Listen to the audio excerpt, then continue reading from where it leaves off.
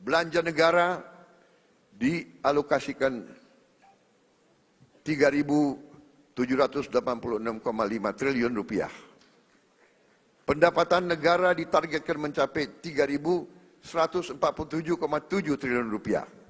Tren APBN kita ini benar-benar dikelola sangat hati-hati. Coba lihat dalam 5 tahun terakhir ya. Peningkatannya itu nggak banyak-banyak ya, paling 7%, 10%. Jadi memang belanja itu dialokasikan untuk belanja pemerintah pusat, kan sebenarnya belanjanya juga sebagian di daerah ya, supaya lebih objektif gitu ya.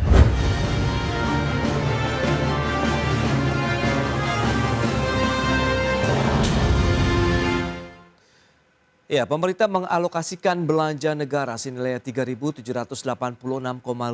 triliun rupiah dalam rancangan APBN 2026. Dan dari alokasi tersebut sebanyak 1.376,9 triliun diantaranya akan disalurkan ke daerah. Hadirin yang saya muliakan, saudara-saudara sebangsa dan setanah air, untuk mendukung agenda pembangunan di tengah gejolak global, arsitektur APBN 2026 dirancang sebagai berikut. Belanja negara dialokasikan 3.786,5 triliun rupiah. Pendapatan negara ditargetkan mencapai 3.147,7 triliun rupiah. Defisit APBN dirancang 638,8 triliun rupiah atau 2,48% PDB. Demikian pernyataan Presiden Prabowo Subianto saat menyampaikan keterangan pemerintah atas rancangan Undang-Undang Anggaran Pendapatan dan Belanja Negara di Gedung MPR DPR DPD RI pada pekan lalu. Kepala Negara mengatakan APBN 2026 didesain tetap fleksibel agar adaptif dan responsif untuk meredam guncangan dalam perekonomian. Menteri Keuangan Sri Mulyani Indrawati menuturkan, dari total belanja pemerintah pusat sebesar 3.136,5 triliun rupiah dalam RAPBN 2026, sebesar 1.376,9 triliun diantaranya akan mengalir dan dinikmati masyarakat di daerah.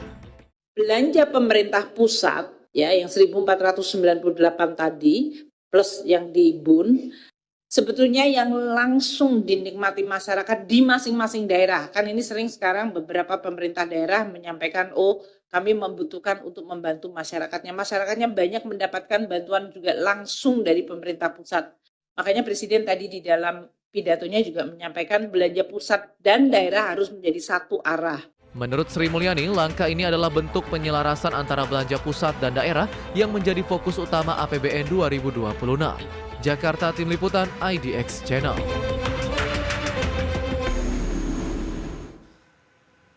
Ya, pemirsa, untuk membahas tema kita kali ini terkait dengan belanja negara tahun 2026 dipatok 3.786 triliun rupiah. Kita sudah tersambung melalui Zoom bersama dengan Ibu Sarmila Yahya, Wakil Ketua Umum Bidang Kolaborasi dan Pendanaan Kadin Indonesia. Kemudian sudah bergabung juga ada Pak Ahmad Akbar Susamto, beliau adalah Direktur Riset Core Indonesia. Langsung saja kita sapa ini. Halo Bu Sarmila, apa kabar? baik Mas Prasetyo, baik Alhamdulillah. Terima kasih juga atas waktu yang disempatkan. Pak Ahmad, apa kabar Pak? Kabar baik, alhamdulillah. Terima kasih. Baik, terima kasih atas waktu yang disempatkan. Dan sebelum membahas lebih jauh ini Pak Ahmad, mungkin bisa review terlebih dahulu ya terkait dengan kebijakan alokasi belanja negara selama ini seperti apa ini Pak Ahmad? Iya, kalau kita lihat RAPBN 2026 ini masih ekspansif ya. Ekspansif dalam artian bahwa belanja ditetapkan lebih besar daripada pendapatan gitu ya. Kita tahu belanjanya direncanakan mencapai 3.786,5 triliun, sementara pendapatan negara ditargetkan sekitar 3.147,7 triliun. Artinya ini kita menggunakan anggaran defisit, dan defisit itu artinya ekspansif satu. Kalau dilihat dari angka tahun lalu ya, juga ini mengalami peningkatan gitu ya secara nominal. Dan ini juga menunjukkan bahwa walaupun sebagian lebih karena menyesuaikan dengan nilai uang gitu ya, karena ini kan nilai nominal tadi ya. Tapi sebagian juga menunjukkan bahwa pemerintah ingin tetap memainkan peran yang penting dalam perekonomian dengan anggarannya. Baik, nah dari kacamata pelaku usaha sendiri, Kadin melihat bagaimana Bu Sarmila dengan alokasi belanja negara selama ini begitu? Apakah memang sesuai dengan harapan kemudian bisa menjadi penggerak juga untuk sektor usaha di Indonesia? Alhamdulillah Mas Prasetyo, saya belum pernah ya di awal APBN ini segembira yang sekarang ini gitu ya. Kenapa pengusaha senang sekali dengan pemberitahuan atau pengumuman Presiden bahwa APBN-nya sudah akan mencapai 3.765,5 triliun dan 1.400-nya akan dikirim ke daerah. Ini membuat geliat ekonomi langsung di hari saat pengumuman itu. IHSG-nya naik ya Mas menjadi 8.000. Jadi langsung harga IHSG-nya tuh meningkat menjadi 8.000 dan itu tertinggi di masa ini dari mulai 1 tahun terakhir ini. Oke. Sambutannya hangat dan saya apresiasi ini kali ya APBN yang luar biasa membuat dinamika dan greget ya untuk ekonomi kita akan tercapai pertumbuhannya 5-8% itu insya Allah akan bisa kita capai bersama. Baik. Tapi kalau kita lihat dengan secara khusus begitu terkait dengan realisasi belanja negara tahun ini yang disantaikan sebagai bantalan lah dalam menghadapi dinamika ekonomi domestik dan global. Pak Ahmad, menurut Anda apakah ini cukup kuat begitu? Ya, baik. Jadi tadi sebenarnya saya masih separuh gitu. Jadi tadi saya ulangi, tadi saya katakan bahwa APBN 2026 ini ekspansif, tetapi perlu hati-hati, ada komanya di situ. Oke. Komanya adalah bahwa ekspansi itu didirikan di atas fondasi yang agak kopong dan rapuh kalau nggak hati-hati. Oke. Kenapa saya katakan begitu? Jadi yang saya maksud begini, dari sisi belanja misalnya, dari sisi belanja memang belanjanya meningkat dan itu bagus, ekspansif tadi kan katakan. Tapi kemudian kalau kita lihat detailnya di antara belanja yang besar, misalnya nih 599 triliun itu akan digunakan untuk sekadar bayar beban utang.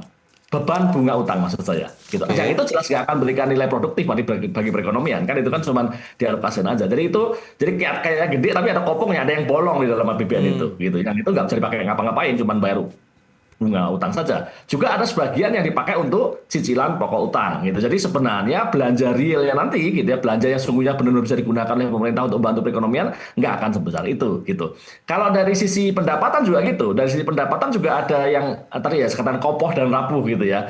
Nah, kenapa? Karena walaupun pendapatannya ditargetkan cukup besar tadi ya 3.147,7 triliun, tapi sebenarnya itu dibangun dari asumsi salah satunya ya penerimaan perpajakan yang besar. Dan penerimaan perpajakan yang besar itu dari mana? Dari asumsi bahwa pertumbuhan ekonomi kita akan mencapai 5,4%. Yang itu sebenarnya kalau dari hitung-hitungan dan pengalaman kita selama ini gitu, asumsi yang sangat-sangat optimistik gitu.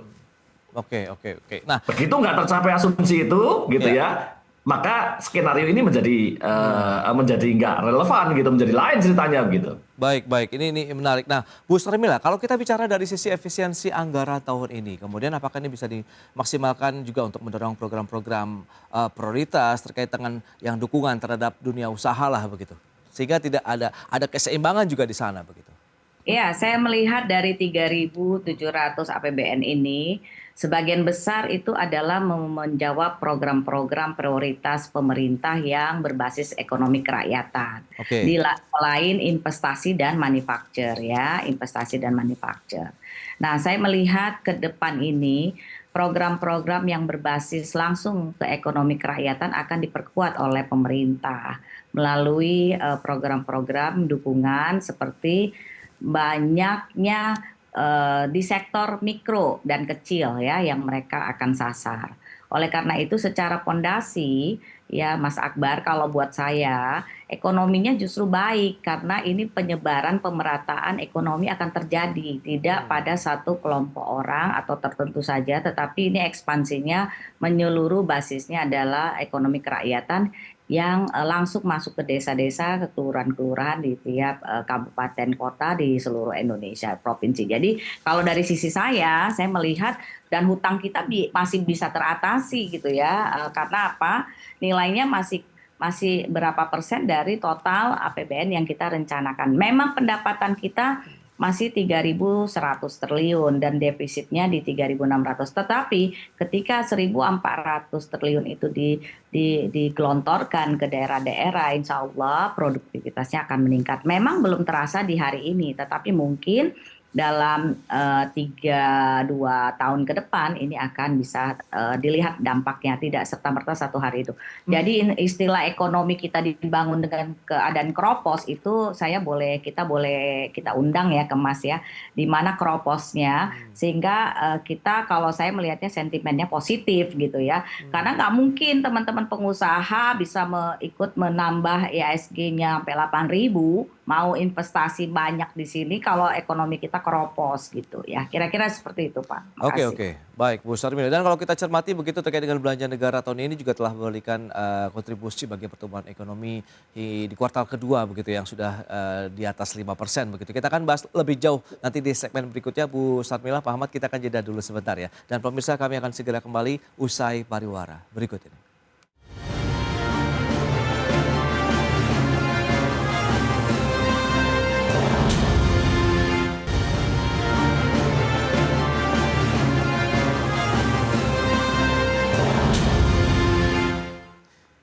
Ya, terima kasih Anda masih bergabung bersama kami dalam Market Review. Dan berikut ini kembali kami sampaikan data untuk Anda terkait dengan belanja negara. Kita akan cermati seperti apa trennya dari tahun 2021 sampai dengan Outlook 2025 dan juga era APBN di tahun 2026 mendatang.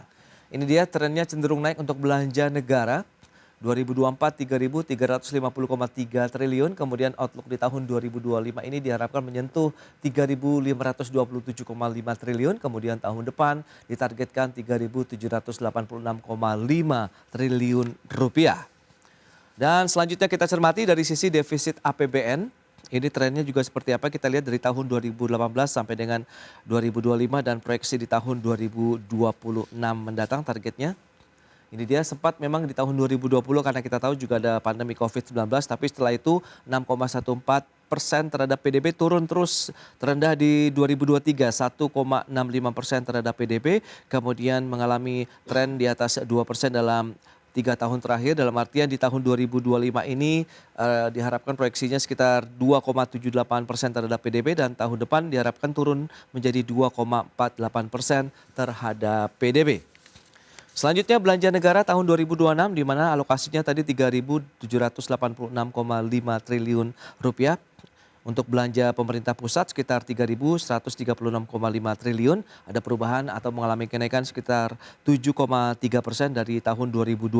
Sementara transfer ke daerah 650 triliun ini mengalami penurunan sekitar 24,8% dari tahun 2025.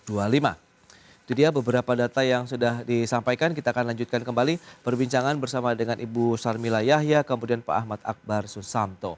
Baik, Bu Sarmila, kalau kita lihat dengan beberapa informasi data yang tadi sudah disampaikan. Nah, kalau kita bicara mengenai kontribusi belanja negara, pemerintah, kemudian sampai juga dengan mungkin pemerintah daerah. Anda melihat seperti apa sih korelasinya dengan dunia usaha, geliat aktivitas bisnis di daerah, kemudian sampai di pusat atau di kota-kota besar begitu, Bu Sarmila? Iya, Mas Pras, saya melihat ya tren APBN kita ini benar-benar dikelola sangat hati-hati. Coba lihat dalam 5 tahun terakhir ya, peningkatannya itu nggak banyak-banyak ya, paling 7%, 10%. Jadi memang Ibu Menteri Keuangan dan pemerintah ini betul-betul menjaga ya APBN-nya kita itu, pembelanjaannya itu betul-betul diatur dengan baik. Nah, ini di sini kelihatan kan bahwa naikannya itu dari 2.700 jadi 3.000, 3.000 jadi 3.100, dari 3.100 jadi 3.300, 3.500 sampai sekarang 3.700. Artinya kehati-hatian tetap menjadi prioritas pertama dan utama dalam mengelola APBN ya. Dan kemudian defisit juga makin hari makin dikontrol ya, prosentasenya tadi dari yang tadinya 6% menjadi 2,4 di tahun 2026 ini diprediksi. Jadi betul-betul defisit itu dijaga. Nah, inilah yang membuat fondasi ekonomi kita kuat. Dan yang menarik, banyak sekali di pengusaha-pengusaha kita itu tidak melaporkan secara keseluruhan pajak daripada usaha-usaha yang dilaksanakannya. Karena umumnya di Indonesia ini kelasnya middle low. Middle low itu laporan pajak, laporan usaha, itu tidak tercapture secara nasional. Jadi sebenarnya pondasi ekonomi Indonesia ini sangat kuat dan saya optimis untuk ke depan ini kita lebih bersatu, menyemangati untuk sama-sama bisa membangun ekonomi kita secara keseluruhan dan membuat ekonomi kita dapat bersaing di kancah global. Begitu, Baik, Mas. baik. Nah, Pak Ahmad, lantas bagaimana Anda melihat kalau kita lihat kan peran dari pemerintah saat ini adalah mendorong perekonomian dari wilayah pedesaan begitu. Sehingga diharapkan tadi ada koperasi Desa Merah Putih, kemudian juga alokasi anggaran juga masih terus dilakukan saat ini. Anda melihat bagaimana? Apakah desa bisa menjadi motor juga nih untuk penggerak ekonomi nasional kita begitu ke depannya? Ya, tentu saja tadi ya, sekali lagi anggaran ini kan ekspansif gitu ya, ekspansif ditunjukkan bahwa pemerintah ini pengen punya belanja yang besar, harapannya belanja yang besar itu menggerakkan perekonomian. Walaupun tadi sudah saya katakan bahwa belanjanya itu nanti realnya nggak segede angkanya gitu, karena Oke. sebagian akan digunakan untuk hal-hal yang tidak langsung digunakan dalam perekonomian.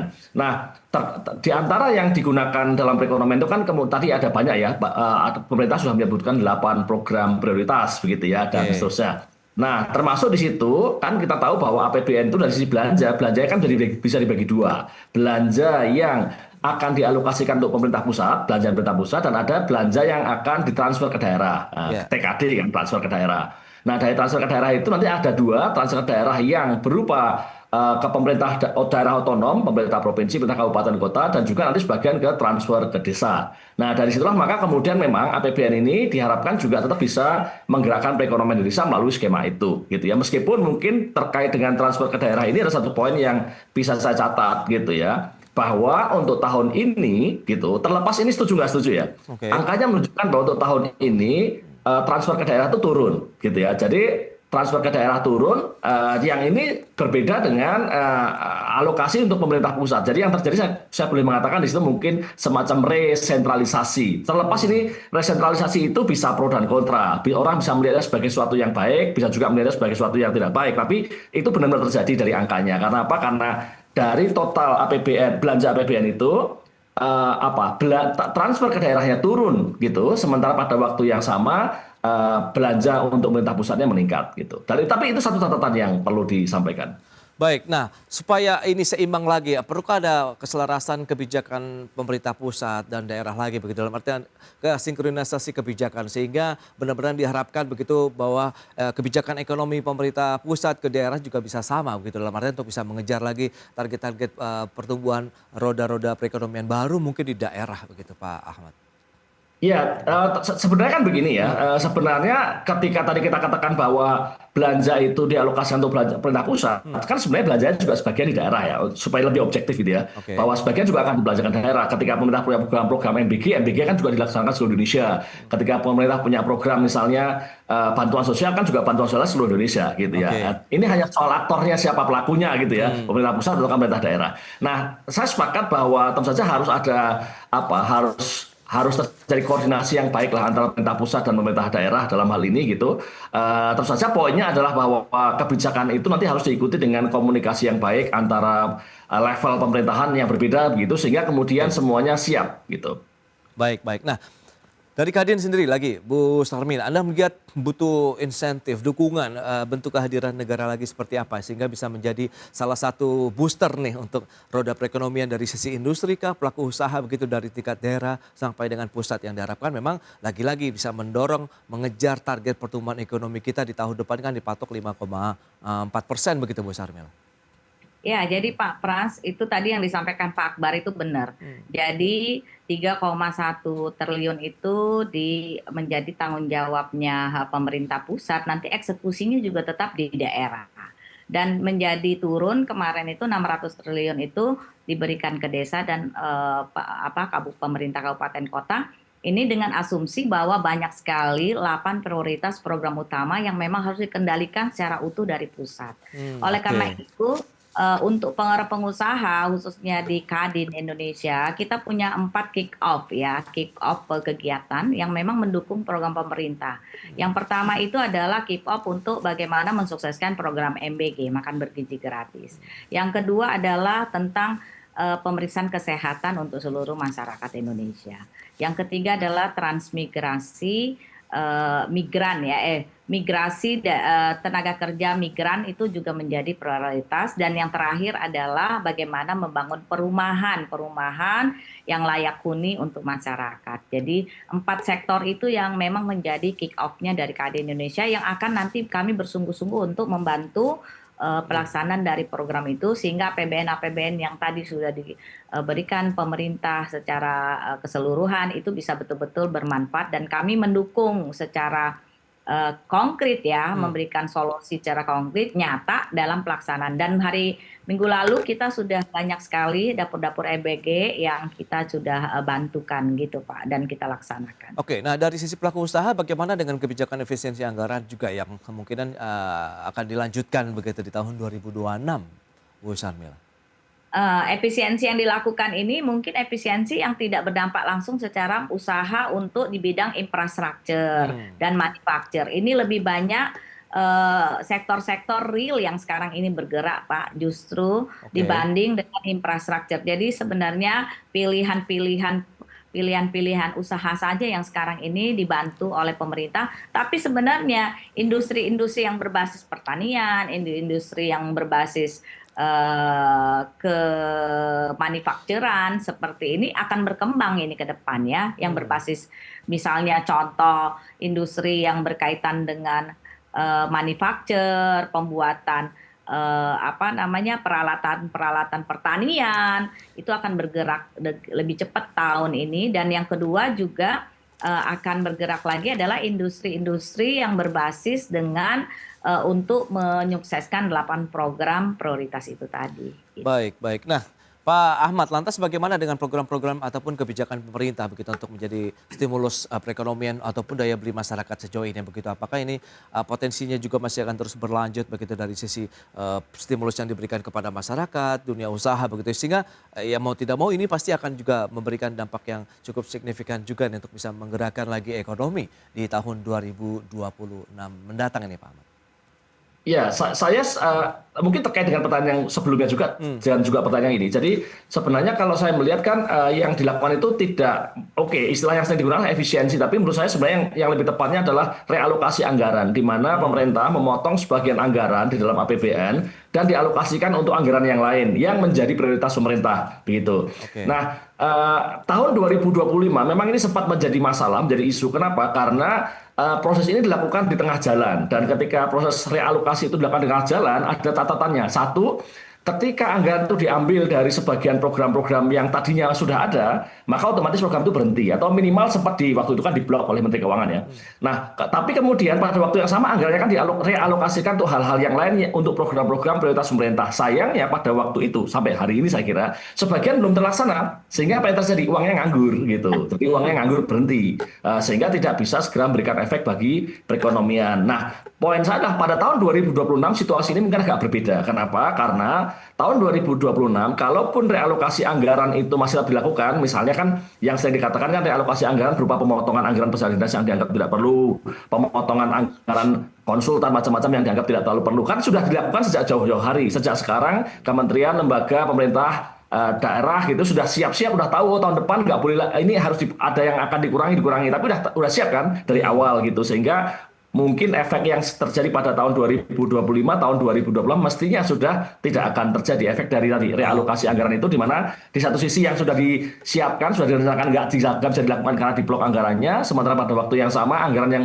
tadi dikasih anggaran baru nggak siap sehingga belum terlaksana, dan itu membuat kemanfaatan dari anggarannya menjadi tidak maksimal gitu. Oke, berarti memang perlu ada lagi sinkronisasi begitu bagaimana upaya pemerintah jadi bisa memanfaatkan artinya gini, kalau saya boleh mengatakan tahun depan saya akan melihat program tadi, upaya untuk realokasi anggaran itu sedikit lebih optimistik dibandingkan sekarang. Maksudnya efeknya akan sedikit lebih bagus karena apa? Karena udah disiapkan dari jauh-jauh hari kan gitu. Oke, baik. Pak Ahmad, Bu Sarmila, sayang sekali waktu terbatas ini, tapi terima kasih banyak atas informasi, update dan juga insight yang sudah disampaikan begitu kepada pemirsa IDX Channel pada hari ini. Selamat melanjutkan aktivitas Anda kembali, salam sehat, sampai berjumpa kembali Bu Sarmila. Pak Ahmad, terima kasih. Terima kasih Mas Bas, terima kasih Bu Sarmila. Baik pemirsa, 1 jam sudah saya menemani Anda dalam Market Review dan perbaharui terus informasi Anda hanya di IDX Channel, your trustworthy and comprehensive investment reference. Karena urusan masa depan harus ke depan, aku investor saham.